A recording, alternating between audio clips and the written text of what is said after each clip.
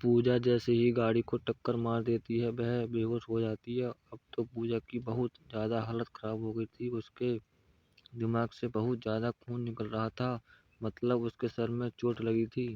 जैसी जानकारी पूजा के घर वाले तथा राज को मिलती है, वह तुरंत ही दौड़े शहर जाकर अपनी पूजा को उड़ाकर हॉस्पिटल लेकर आता है। हॉस्पिटल ले जाने के क्रम में पूजा की हालत बहुत ज़्यादा ख़राब हो जाती है, जिस कारण से उसे बहुत ज़्यादा मात्रा में उसके सर से खून भी निकल रहा था। यह देखकर राज को बहुत ज़्यादा फिक्र होने लगी थी, लेकिन फिर भी पूजा को संभालकर हॉस्पिटल लेकर गया। हॉस्पिटल लेकर जाने के बाद डॉक्टर ने चेक करता है और कहता है कि इसके दिमाग में चोट आई है। पूजा के दिमाग की हालत सही नहीं है। हो भी सकता है यह पूजा को अब कुछ याद भी न आए, और याद आने में कितना दिन लग जाए यह कह भी नहीं सकते। उस समय तक अब तो पीयूष हॉस्पिटल आ चुका था। डॉक्टर की यह बात सुनकर पीयूष कहता है कि अगर इसे याददाश्त नहीं आएगी तो मैं इसे नहीं रखूँगा। अगर इसकी स्वास्थ्य सही नहीं रहेगी तो यह मेरे कौन से काम आएगी। इससे बेहतर होगा कि मैं कोई दूसरी शादी कर लूँगा। अब आप अपनी बेटी को देख लीजिए। यह बात पीयूष कहता है पूजा के माता पिता से, लेकिन पूजा के माता पिता भी इन सभी बातों को नहीं बोलना चाहते थे, नहीं सुनना चाहते थे, क्योंकि उसके बेटी की तबीयत बहुत ज़्यादा खराब थी। वह जल्द से जल्द चाहते थे कि उसकी बेटी पूजा पहले सही हो जाए, उसके बाद जो होगा देखा जाएगा। इतना कहते पीयूष वहाँ से चला जाता है और कहता है कि अगर इसकी तबीयत और इसकी दिमागी हालत बुरी तरह से सही हो जाए तो मुझे बता देना। और साथ में पीयूष यह भी कहता है कि दिमागी हालत सही नहीं हो रही होगी तो मुझे मत बताना, मैं दोबारा शादी कर लूँगा। यह सब सुनकर पूजा मन ही मन रो रही थी, लेकिन राज उसे दिलासा दिलाया था कि सब कुछ सही हो जाएगा, बस तुम ठीक हो जाओ। अब तो पूजा को छोड़कर फिक्स सभी चला गया था, लेकिन उसकी देखरेख करने के लिए राज वहाँ मौजूद था। एक दिन और रात एक करके पूजा को अपनी मेहनत से बहुत ज़्यादा सेवा करता था, और फिर इतना भी काम लगता, मेडिकल दवाई जाना लाना या कोई भी काम तो राज किया करता था। सुबह बहुत ज़्यादा मात्रा में होने के सामने दाता फल पूजा को लाकर दिया करता था, जिसके कारण सुलझा को इस पर ज़्यादा प्यार आने लगा था। थोड़ा सा भी दूर से होता था राज तो पूजा को तुरंत ही राज की चिंता होने लगती थी, लेकिन उसे घरवाले पूजा को कहते कि अब तुम हमेशा राज क्यों करती रहती हो, राज तुम्हारा कौन लगता है। राज थोड़ा सा भी सोने या कोई काम से अपने घर जाता था तो पूजा हमेशा राज को आवाज़ देने का प्रयास करती थी।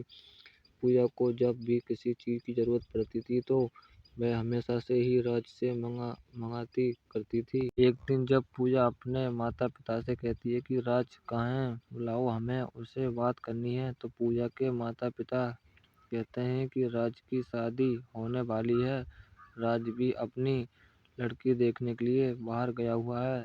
इतना सुनते ही पूजा के दिल में घबराहट होने लगी और कहती कि मेरा राज को लड़की की क्या ज़रूरत पड़ी, आज तो बोल रहा था कि अभी वह शादी नहीं करेगा। फिर उसके माता पिता कहता है कि राज की भी शादी की उम्र हो गई है। उसके माता पिता बोल रहे थे कि शादी करने के लिए, इसी कारण से राज अपनी लड़की देखने के लिए गांव से बाहर गया हुआ है। फिर वह कहती है कि मुझे उसे ज़रूरी काम है, उसे जल्दी बुला दो। राज के माता पिता तथा राज दोनों तैयार हो रहे थे लड़की देखने जाने के लिए, तभी पूजा के माता पिता को फ़ोन करके कहता है कि राज कहाँ है। राज के पिताजी कहते हैं कि राज अभी तैयार हो रहा है, उसके बाद हम लोग लड़की देखने के लिए जाएंगे। फिर उसके बाद पूजा के पिताजी कहते हैं कि पूजा राज को खोज रही है, शायद उसे कोई ज़रूरी काम होगा, इसलिए राज को थोड़ा सा समय निकाल कर बोलना कि पूजा उससे मिलने के लिए चाह रही है और कुछ देर के लिए वह अस्पताल आ जाए, फिर उसके बाद यहाँ से लड़की देखने के लिए जा सकता है। फिर उसके बाद राज अस्पताल आता है पूजा से मिलने के लिए। उसके बाद पूजा कहती है कि क्या तुम शादी करना चाहते हो मुझसे, क्योंकि पूजा एक दिन राज को अपने रूम में रोते हुए सुन लिया था और वह यह भी जान देगी राज तुमसे प्यार करता है। उसके बाद राज कहता है कि मैं तो हमेशा से ही तुमसे प्यार करता था और करता रहूँगा ऐसे में। अगर तुम मुझसे प्यार करती हो तो मुझसे शादी कर सकती हो, वरना मैं अपनी लड़की देखने के लिए मेरे पास था पिता के साथ लड़की देखने जा रहा हूँ। उसके बाद पूजा राज को हाथ पकड़ लेती है और कहती है कि मैं तुम्हारे साथ जीना मरना चाहती हूँ। मैं भी तुमसे बहुत पहले से ही प्यार करती थी, लेकिन मैं अपने प्यार को समझ नहीं पा रही थी। मुझे तो इतना अमीर लड़का चाहिए तो शादी करने के लिए, लेकिन अब मेरा सोच बिल्कुल बदल चुका है। अब मैं तुमसे शादी करने के लिए तैयार हूँ। फिर कुछ दिन बाद पूजा पूरी तरह से ठीक हो जाती है और फिर अपने घर वापस चली जाती है। उसके बाद पूजा के पिताजी उसके माता पिता को बुलाता है और कहता है कि आपके बेटे ने कहा था कि वह पूजा से शादी नहीं करेगा, हम लोग आप सारा रिश्ता तोड़ने वाले हैं। उसके बाद पीयूष माफ़ी मांगता है और कहता है कि मैंने गलती से बोल दिया, तो मुझे लगा था कि अब पूजा सही नहीं होगी, लेकिन अब तो पूजा बिल्कुल सही हो गई है। मुझे ही पूजा को रखने में कोई आपत्ति नहीं है।